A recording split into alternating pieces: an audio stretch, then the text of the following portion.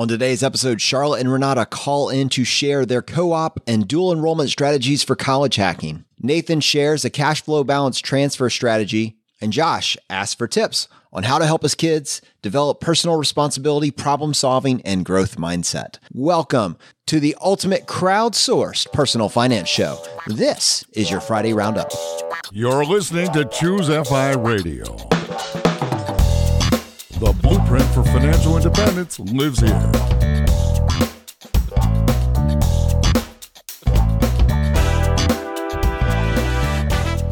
If you're looking to unlock the secrets to financial independence and early retirement, you're in the right place. Stay tuned and join a community of like-minded people who are getting off the hamster wheel and taking control of their lives in the pursuit of financial independence. Choose FI, your home for financial independence online.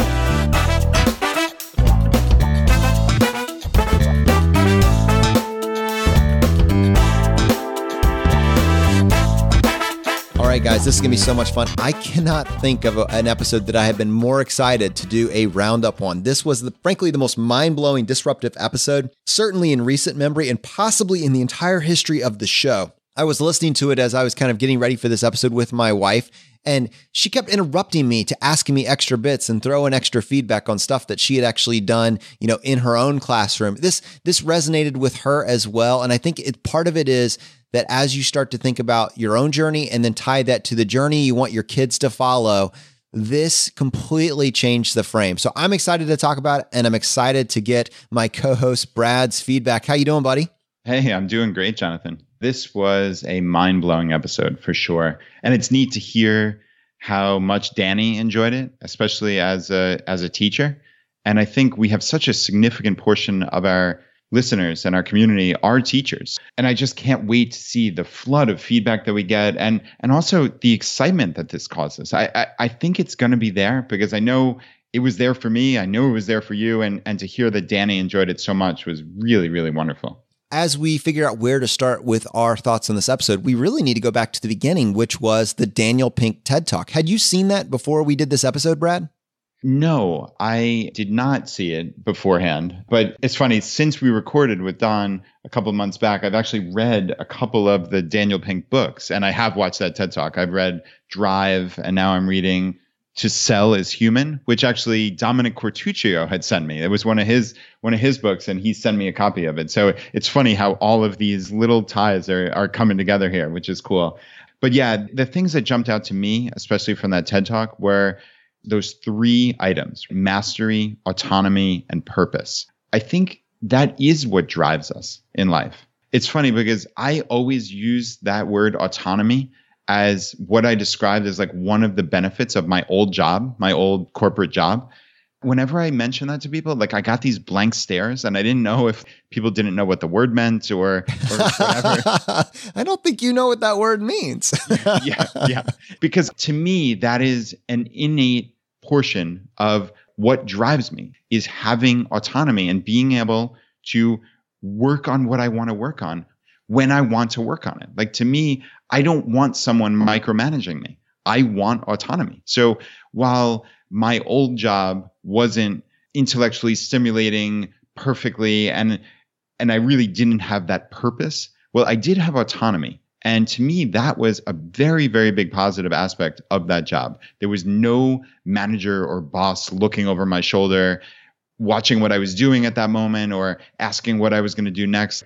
I was able to decide. And I think that's a really fundamental part of being a human being.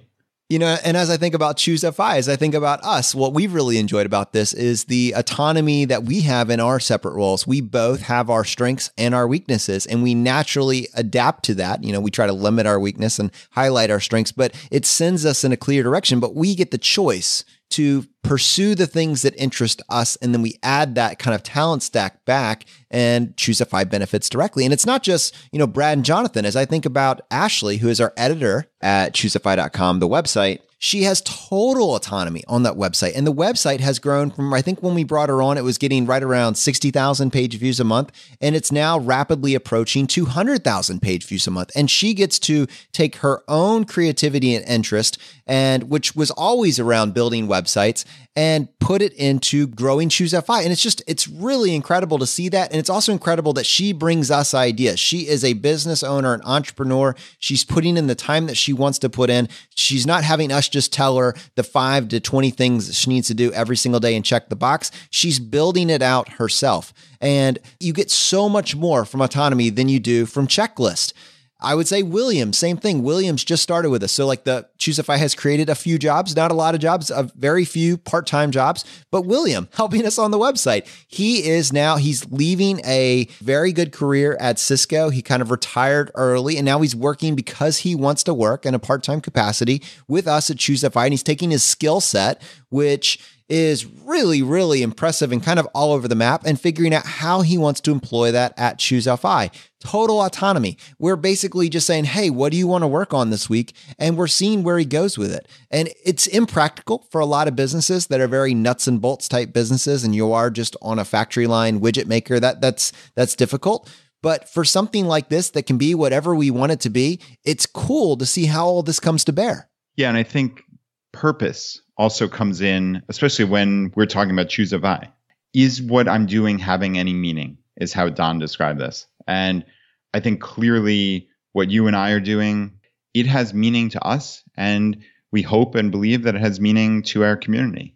That's pretty amazing. Where else in your life do you have that opportunity to impact change on people and on the world? So I think a lot of people want to be part of this community and this project that we have going. That's why we've had so many people jump in and offer their assistance and their skills. Someone like William is a perfect example. While it's kind of tongue-in-cheek about him being a very part-time, because obviously he just retired from a very significant career and he wants to work on the FI community because that is a passion of his. He thinks that he can help with the many, many skills that he has, help our community specifically, the ChooseFI community. There's a purpose there. So, I mean, to me, all these things, they just tie together. And like we talked about mastery on a fairly recent Friday Roundup where I was talking about actually having goals and trying to get better at something. I was talking about it in light of hobbies with CrossFit and jiu-jitsu that I do. But I think it extends to life is you want to have things that you can get better at. So many of us just kind of go through the day, we check the same boxes, we dot the same I's and cross the same T's, and it's just over and over, repetitive. And there's no striving for anything. There's no reaching for something that's just outside of your comfort zone or your skill set today, but that might not be outside of that skill set a month from now or 2 years from now or 5 years from now. You know, like that's what's so cool about going after these big goals and trying to attain some level of mastery, and all the while knowing in the back of your mind, there's no end to this. And that's the beautiful thing. There's no mastery because you can always get marginally better. But obviously at the beginning of doing something, you're going to get dramatically better. It's just the way the learning curve works. But I think that's what's a cool part of being a human is mastery and all of these things, mastery, autonomy, and purpose. I love it. You know, and if you think that this applies to adults that kind of have linear brains, right? The creativity has kind of been beaten out of us by the 3rd or 4th grade. How powerful are these 3 pillars when you apply it to the child that has unlimited creativity? If you give them that autonomy, unleash that creativity, it can change the world. And what Don was talking about is systemically empowering kids to pursue their creative limits. And he now has proof of concept. This was an idea that was inspired from a Daniel Pink TED Talk and now has changed the lives of hundreds of kids in his classroom and is rapidly spreading across the country in the form of these classes that he's offering. What I love is he says, you know, we're doing this without knowing where this goes. We're on the frontier basically because, you know, we have 200 years of doing things the way they were, you know, in an educational and curriculum that has basically lasted since 1890. We've been doing just the same thing. And if you just kept your head down and you followed the rules and went to a good college, it was going to be fine. And we suspect that that doesn't hold true anymore, or at least it doesn't hold true to the same degree now that it has over the last 200 years. I would say that that speaks to both Brad and my heart as we've highlighted all these different paths and the opportunity cost of college, the rising student loan debt, some of the jobs that have kind of just started to disappear. We just live in a different world, and we live in a world that rewards creators. And that is so in line with the FI message that it was important to slow down and highlight that, and not just talk about it in the context of giving this to a 22-year-old or a 35-year-old or a 55-year-old, but what would it look like to instill these ideas in a 6-year-old, an 8-year-old, and a 12-year-old? And Brad, almost even more impressive than that, as I think about not only what Don is doing with these kids in his classroom, but just frankly, what he's doing with his kids at home. This really resonated with me because I remember almost several months ago when me and you were talking about, do you really still need to go to college? Is college still necessary? Your kind of response to me was, yeah, I don't think it's really necessary, but I'll just say based on society, the way it is now, there's like a 99.9% chance that my kids are going to go to college. And that's fine. That's a personal choice. And it's totally fine. But with Don, his daughter is living this out as a creator right along with their dad, kind of has that same mindset, has a 3.9 GPA. So by any metric could get into basically any college she wanted to get into at this point in time, and is saying, but I buy into these ideas that you've been talking about. I've actually been interviewing these mentors, right? And I think her podcast is called Mentor Z. I've actually been interviewing these people, and I've seen the common themes of what entrepreneurs are doing. And I don't want to go to college and learn entrepreneurship from someone that's teaching it, but has never done it. I want to live this out. And so I don't think I'm going to go to college. Instead, that $100,000 or that $50,000 that you've saved up for me this whole time since I was born, you've done the right moves. I want to see whether or not you will be willing to give me half of that and let me use that as my startup fund. That would blow my mind. And I imagine if Anna came to you with that same idea, it would blow yours. Oh, it certainly would. And I'd jump on it in a heartbeat. My real wish is that right as of today is that they don't go to college and that they do something like that. But like I said on that prior episode, I think just the way that society is structured, I suspect they will have to go to college, but who knows? Maybe things will change in the next 8 to 11 years when the two of them are going. So yeah, we will see. But I loved how Ava came up with that proposal and then brought it to Don. What a neat thing to use half of it as a startup fund. I think that's absolutely brilliant because what can you do with that money? I mean, think about how inexpensive it is to start a business these days, especially an online business, a podcast or a website. It costs nothing. It costs pennies. If you had tens of thousands of dollars potentially as a startup fund and you were smart and dedicated and motivated, what could you do with that money? I mean, it's remarkable. So Ava just sounds like just a very, very impressive individual. And I loved how she said, quote, Generation Z needs better mentors. And she asked her dad, why are people not looking to Tim Ferriss and Naveen Jain and people like that, but they're looking to these dopey Kardashians, right? Or other influencers on Twitter or whatever godforsaken place they're getting their information from. Why aren't they looking at people who are changing the world? She said, Generation Z needs better mentors. So what am I going to do? I'm going to start a podcast called Mentor Z. It's absolutely fantastic. She is the prototypical second generation FI kid. And I just love how her mind works. I had to Google Naveen Jain after she said that. I had no idea who that was. But now I'm very impressed. He's a business executive, entrepreneur, and the founder and former CEO of InfoSpace. So I'm all caught up. And now so are you. If you were thinking to yourself, I'm going to go Google that later. Now you don't have to. The other half of that is, and this is plain devil's advocate, I just saw Morgan Housel on Twitter saying that as a society, I think we need to acknowledge that Kylie Jenner is one of the most successful entrepreneurs of the modern era with $900 million in revenue as a 20-year-old. So little devil's advocate there. I think she does it all via lipstick and influencing makeup purchases on Instagram. She's got a business. She's clearly got a business sense. And Kris Jenner, the mom, despite maybe being a little bit opportunistic, certainly has a track record of success pushing kids down this influencer path. So I don't know, devil's advocate there. we should all aspire to that. Whereas Naveen Jain, who's been on Impact Theory multiple times, I believe, he's fantastic. He looks at big worldwide problems and tries to solve them and says, there is no they, there's me. There's me who has to go after these solutions and that I can impact change on the world. People like that I know you're obviously kidding here, but Those are the people we should aspire to. Yeah, I would want my son to be more like Naveen Jain. I will keep that in mind as my guiding light. But I will say to Ava, you blew our minds. Like your dad telling us about your story and everything you've done. It really was absolutely incredible. So we would like to formally invite you on the show for 2019. We're reserving an episode. We really want to hear, as a representative of, Generation Z, your biggest takeaways as you've interviewed really these incredible people over the last year. So you've got a spot locked down, and we cannot wait to bring you on the show. Yeah, Jonathan, two separate quotes that Don said in the episode really stuck out to me. And even though they were at different points, I'm going to kind of tie them together here. The first was, he said no, but I heard yes. And he was talking about his principal when he asked if he could do this course, this innovation course. What was the answer? He said no, but I heard yes. And it was like that. So you're saying there's a chance, I think is what Don said from Dumb and Dumber. And he heard this tiny little shred of, okay, there's this little bit of a chance to do this.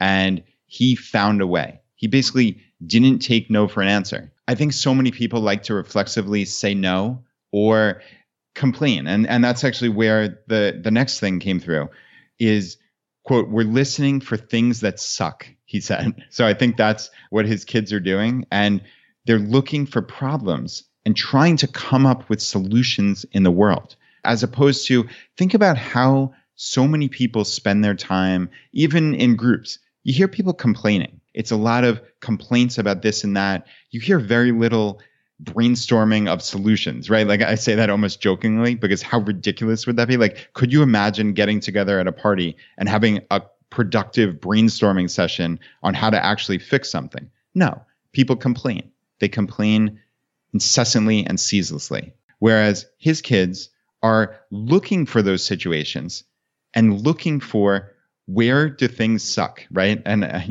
that's the word he used, and trying to come up with solutions for that. When you see these pain points, that's how I look at it, is pain points in life. In my own life, where is that little bit of friction? Where are the pain points? If I have this point, then millions of other people do. Maybe I have too big of an ego or too big of a head, but that's how I look at the world. If I can't figure something out, or if I have a problem with it, then I have to assume everybody else does. So if there are pain points, why can't I be the one to solve that, right? And I think that's what his kids are doing. And it's just a brilliant outlook on life. And I want to talk about outliers for a second. And this is something that we didn't really highlight, but we talked about it in a slightly different way. And so when we were talking about grades, our entire structure is built around get the grade so that you can go to the college of your choice, that you can get the scholarship of your choice. It's all around that GPA. I mean, generically, that's an overgeneralization, but GPA is so critical. And what he saw is that when you change the model for these kids, what happened, and he kind of used the phrase, Marines look like Marines. So the C and D students actually came up and were starting to get Bs. And the A students, maybe their grades slipped a little bit and they were starting to get a few Bs here and there as well. Now, what stood out to me, and I didn't say in that episode, was that when we look at the entrepreneurial geniuses over the last year, some of the most really revolutionary, disruptive people that we have seen, like Steve Jobs, like Mike Dell, like Bill Gates, in a lot of cases, these are high school dropouts, not because they're dumb kids, but because they didn't get the point. They're less interested in getting what the school administration office tells them they need to get, the A, and more interested in creating. And they kind of went rogue. And as a society, we say, wow, that's awesome, but I don't want my kid to do that because that's just not going to work for them. But there's enough of these examples that when you build a model that embraces that, what if we had 20 Steve Jobs? What if you had an entire classroom of these types of individuals, where instead of them having to figure it out all on their own and completely fighting the tide to get there, they are encouraged from the age of 5 on to pursue this? How many global problems do we solve? How many revolutionary devices? How is the world changed by us just being able to look at things from a radically different perspective? Yeah, when you're talking about these handful of people who have changed the world, if we had a much larger pool of people who, like you're saying, started this way of thinking from a very early age and it was encouraged, how many more could we have? you don't need that many people. That's the amazing thing. You don't need that many of these world-changing people to make a real significant impact. So yeah, just expanding the pool just generally is huge. And yeah, I thought that was interesting as well, with where the C&D students were the one who did the best in his course. And they wanted to do better. They had that why, right? They had a purpose for, okay, probably for many of these kids, they needed to do well to stay in this class or some such, or they just found a new excitement for school that they previously didn't have, and it rubbed off on these other courses, I suspect. Whereas the kids who were those sweet, subservient rule followers who previously, right, who did everything right and tried to get A's or A pluses on every single thing, well, now they had this purpose and saw maybe the futility in some of that normal rule following, and went after this innovation class and spent much more time on that because they realized, hey, this is what lights me up, not that boring rule following that I've always done before. So I think it's interesting when you actually think about it. It's not terribly surprising, but interesting nonetheless. And I guess that's something that Don has to grapple with, right? Also is, like he was saying, some parents don't want their kids in his class because of that drop in this dopey getting straight A's or whatever it may be. And clearly to me, that's silly and short-sighted thinking, but sadly, I understand where they're coming from, at least societally.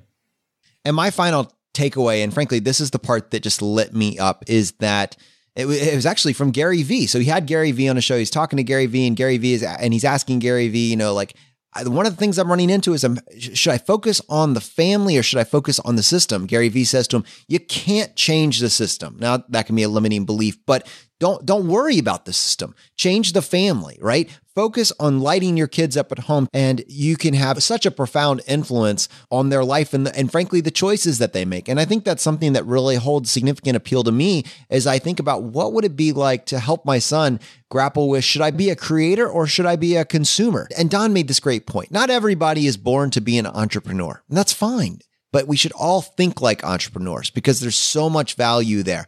And we can take all of these ideas and you can implement them overnight. What would it be like to start investing in yourself, thinking about what it looks like to follow your passions, to be more creative, to think about what autonomy, mastery, and purpose look like in your life? And what would it be like to help your kids come to that same realization? It's incredibly exciting to view this as a journey where we all get a little bit better every single day. All right, I think now it's time. Let's go ahead and crowdsource the remainder of the show. And Brad, I wanted to start. We got a message from Josh on the Facebook group, and he said, what are some ways that you're helping your children learn personal responsibility, problem solving, confidence, integrity, and other important traits? This was a fantastic question. It's one that we've touched on, but I think it's so perfectly timed as it's so closely related to the Don Wettrick episode, education through innovation, right? And we actually got a lot of responses on the Facebook group, which I'm going to go and read a couple of them now. Vanessa said, my 10-year-old just started mowing our neighbor's lawn.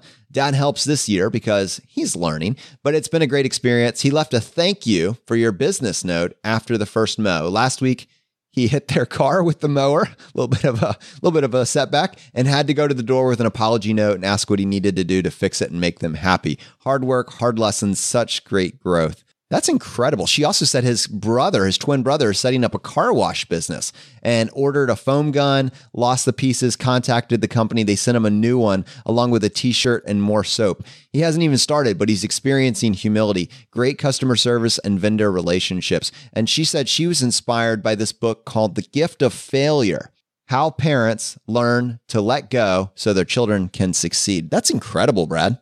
Wow, that is incredible. That's a book I need to grab from the library. That sounds amazing. And yeah, I mean, allowing your kids to fail is so important, but it's so difficult. And Jonathan, I know your son is obviously too young at this point, but you're going to experience this quite soon. Is you want the quote unquote best for your kids. And I think the natural bias is for everything to go beautifully and absolutely wonderfully and have them never experience any difficulty or issues. But that's just wrong. That's flat out wrong. There are failures in life and there are difficulties. And part of being a success in life is trying to determine how to overcome these things. And what do you do when a crisis hits? Do you freak out? Do you run under the covers and cry? Or do you come up with a solution? Are you innovative? This is what we talked about with Don. It's finding these solutions and being creative enough to come up with them. And this is amazing that Vanessa is saying, like, they're getting in touch with the customers in this case. They're getting in touch with the vendors. How cool is that to be able to do that as a kid? I mean, how many children have to ask their parents to talk to anybody? Oh, I have a question, but mom and dad, you need to ask it. Well, I mean, that's not an ideal solution for life. You can't go through life like that, right? But man, if you learn these lessons and learn how to communicate and figure this out at a young age, it's just giving you such a leg up. So even if these businesses don't, quote unquote, succeed in any monetary manner, these are huge lessons for life. We have a couple more examples. Joanne says, my daughter drew pictures, which we had copied on a note card. She sold them in packs. And then Michelle says, my 12-year-old just started reffing soccer. She has to make both good calls and have the poise to deal with the parents yelling at her. It's a great confidence building experience. Dude, I remember going to some of those soccer matches on the weekend. Mostly I was sidelined myself. They just couldn't handle my skills. But those parents are cray-cray. Yeah. And I actually was a soccer ref growing up and a soccer coach as well for a short time. And yeah, to deal with these parents, that's the hardest part of the job. Talk about life lessons, right? Yes, absolutely. What doesn't kill you will make you stronger. And yeah, Jonathan, just in this whole line of conversation, it reminds me of something that I don't think I've mentioned on the podcast before that Anna has done recently, which is kind of this skill building. So she has learned to use Microsoft Excel, or really Google Sheets, I guess, is where she's using it. And she loves, as I've discussed ad nauseum, she loves swimming. She's huge into swimming, and also the actual numbers of it, as you probably would not be surprised to learn. But she like follows all the other top swimmers in the Richmond metro area and looks at their times and just gets a sense of all this stuff. And it wound up that since I'm on the board of the swim team, the president asked me to run this report essentially and kind of mine through some data on team enrollment and et cetera, et cetera. And what I did was I outsourced it to Anna because I knew she would love it, like absolutely love it. She wound up creating this great report. I helped her a little bit, of course, at the margins, just with some formulas and some formatting, but I taught her how to do it. And that was the important part. And then I sent it back to the woman who's the president of the club and told her that Anna did it. And it was really neat because at the board meeting, this woman, Tara, wrote data analyst, Anna Barrett. And it was like the coolest thing. No way. Data analyst. Right. But I mean, you talk about identity, right? We've talked about this on the podcast before.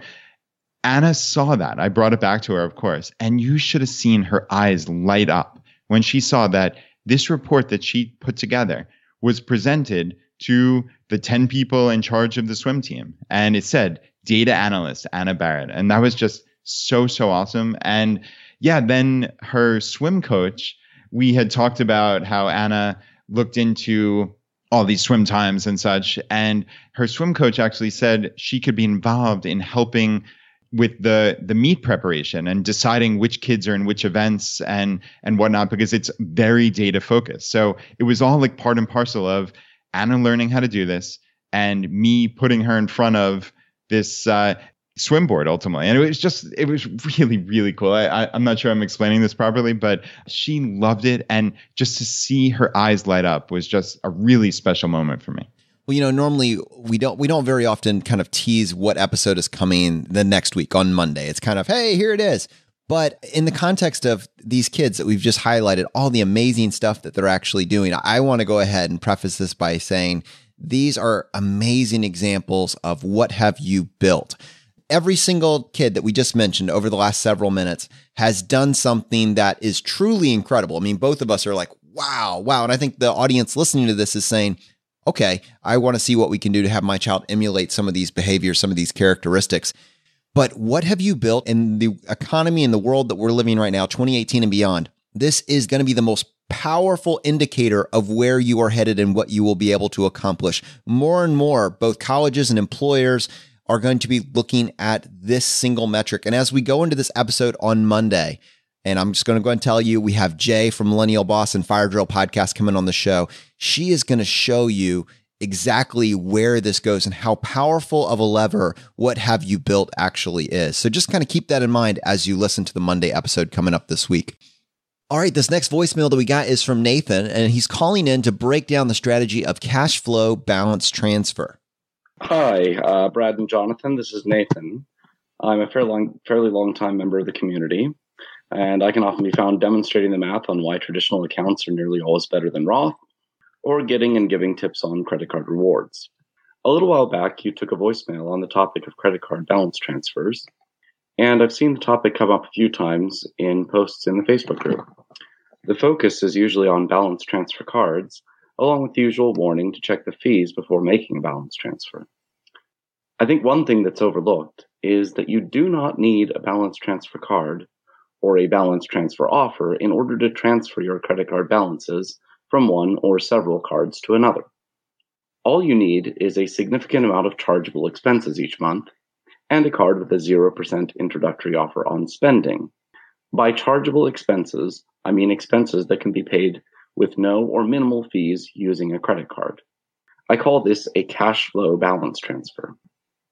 Before we get into this, I think I need to note that, especially for someone who has gotten into more credit card debt than they can pay in 1 month, that person should absolutely be slashing expenses, chargeable or otherwise. However, even after doing that, it's still quite possible to have $1,000 of necessary chargeable expenses, such as groceries, household items, cell phone and internet bills, etc., or a couple thousand for a family. These chargeable expenses are the fuel for the cash flow balance transfer. For example, take a person who has $1,000 a month of chargeable expenses and a $3,000 balance he wants to transfer. Instead of getting a 0% balance transfer card, usually with a 3 to 4% balance transfer fee, he'll get any card that has a 0% introductory period on spending. Then, when he gets paid each month, he'll pay at least $1,000 toward the balance on the old credit card, put the $1,000 of chargeable expenses on the new card at 0%, and pay only the minimum payment on the new card. Within about 3 months, he'll have paid off the old card and have a balance of around $3,000 on the new card at 0% for however long the promo period lasts. This approach is not a slam dunk or silver bullet. It's an alternative that should be carefully weighed against the balance transfer card option. If the interest rate on your current card is high, and it will take many months to cash flow transfer the balance, then the balance transfer card will save you money. The balance transfer fee will be less than the interest you would pay over the cash flow balance transfer period. However, if your current card has a low interest rate, or you can execute the full cash flow transfer in just a few months, then this approach can save money. One particular case where your current card would have a low interest rate is if you are already using a balance transfer card that is nearing the end of its promotional rate. In that case, you can cash flow transfer your balances to a card with a 0% introductory rate on spending with no fee. Another advantage of the cash flow transfer is that many rewards cards include an introductory promotional period on spending, but most balance transfer cards do not pay any rewards on spending. So with the cash flow balance transfer, you can get a card you might actually want to keep, and the rewards earned during the transfer will help partially offset the interest accruing on the old card as it gets paid down. This is also a good option to consider for someone who's been turned down for a balance transfer card to still have a play they can use to get to 0%. I hope this is helpful. I think I posted this once or twice on the Facebook group, and a few people seem to have found it useful. So hopefully you'll find it useful, and we can save some people some money on their credit card expenses. All right. See you guys. Thanks.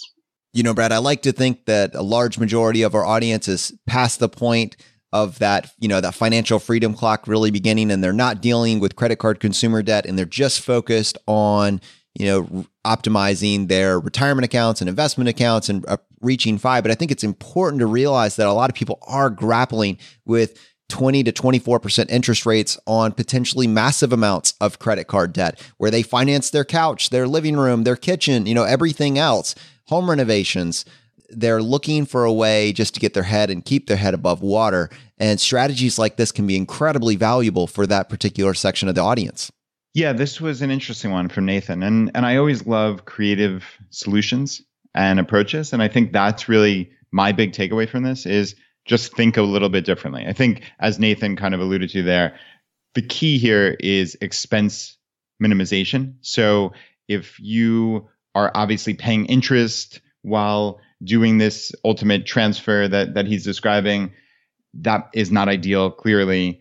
But if that interest is less than what you would otherwise be paying in a balanced transfer fee, then we've got something to talk about here, right? So I think ultimately you just need to figure out what's going to work best for you. I know at least as of the date we're recording this, the Amex Everyday credit card has a $0 balance transfer fee.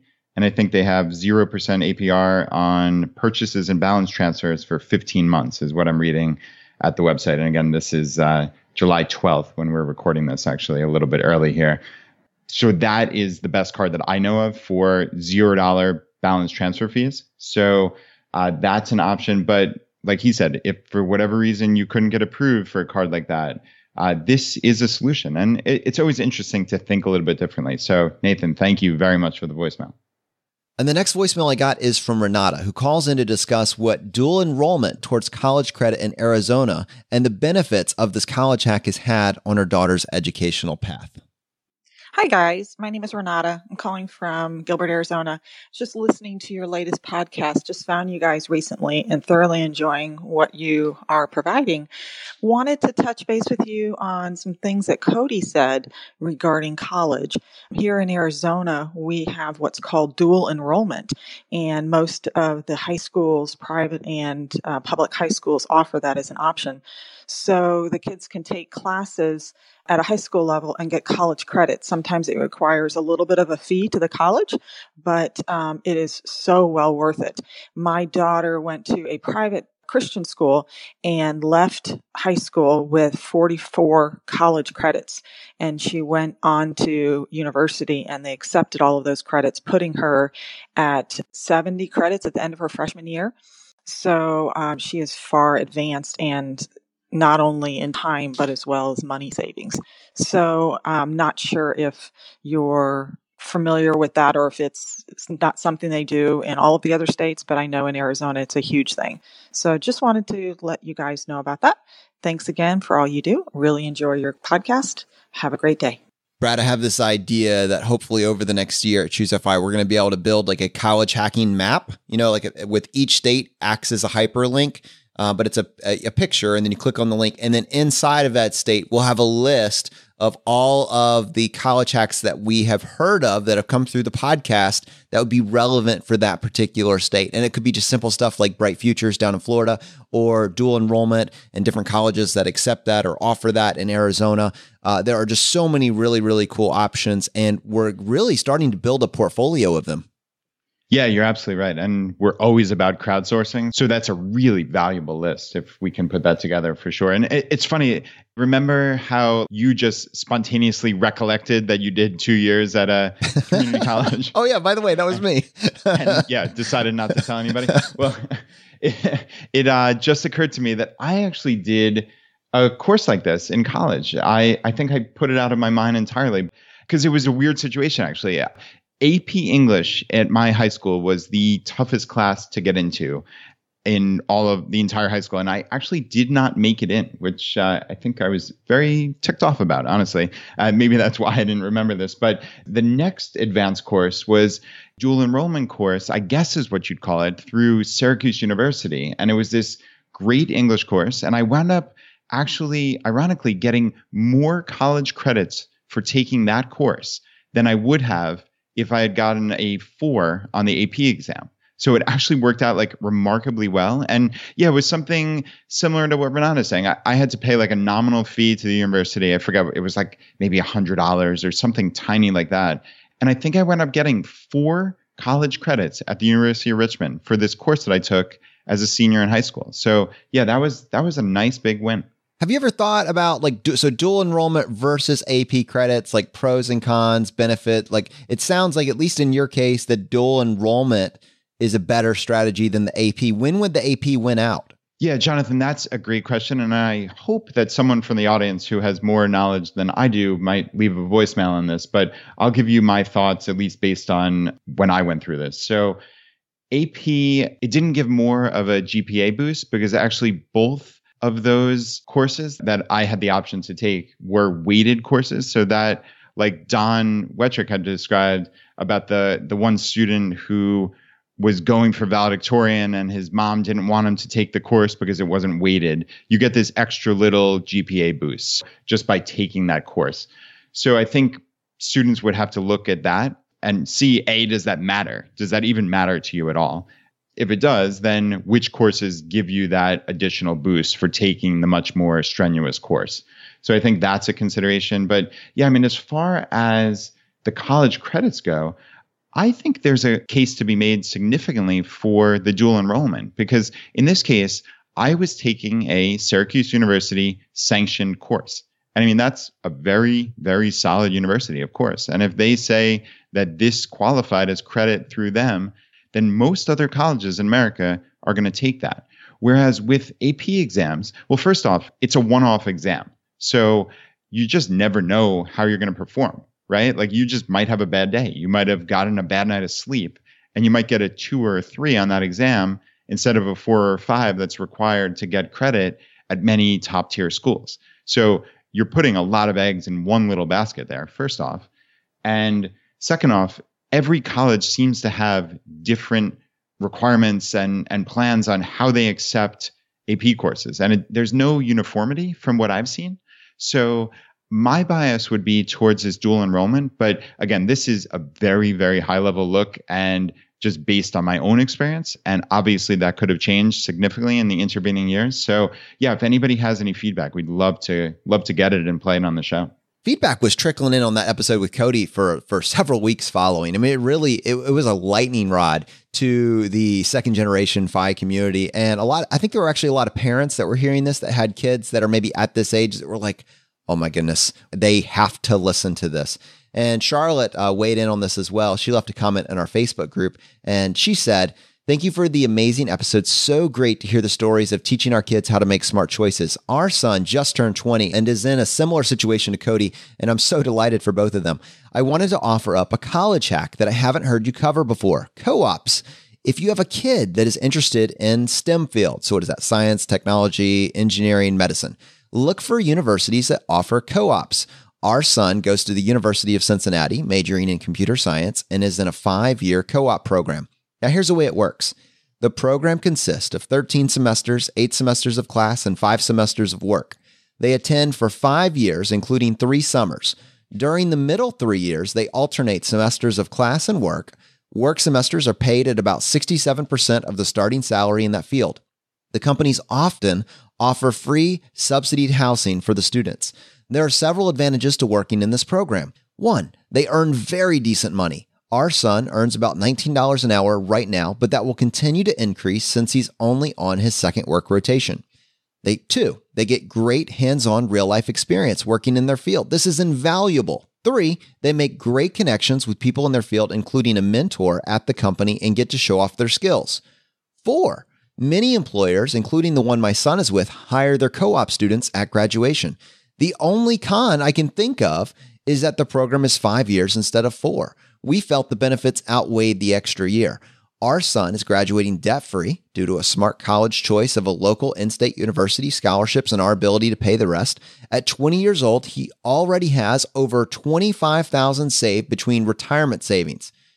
We estimate he will have at least double that when he graduates. What's nice is that he came in with about 42 AP credits, so he is also able to earn his master's degree in the same 5-year time frame. I just wanted to share this with the ChooseFI audience. Thanks, Jonathan, Brad, and Cody. Brad, it was probably several months ago. I think we were doing, almost last year, we were doing that case study with Paul. And somewhere along the way, he was saying that he expected his kids to be able to go to school for about $40,000. And you kind of had this blank check expression on your face, as you were listening to that saying, I don't know if that's going to be doable. And I was always obviously still am the eternal optimist saying, of course that's doable. You're just anchoring yourself to the MSRP of $300K. But in the ensuing year, we have just heard example after example of people that are looking at the problem a little bit differently. And it's inspiring, and it has to move your anchor to the point where you say, if my child is coming out with $60,000 of student loan debt, we didn't plan enough.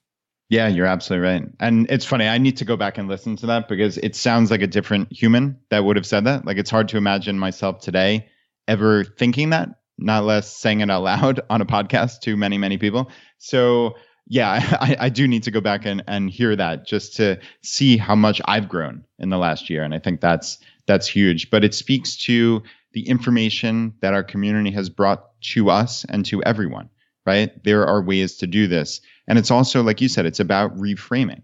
So when I talk to my kids, I don't talk to them about going to Harvard and Stanford and MIT. I talk to them about how can you get a full scholarship to a great college? And how can you get these little scholarships that we're now talking about?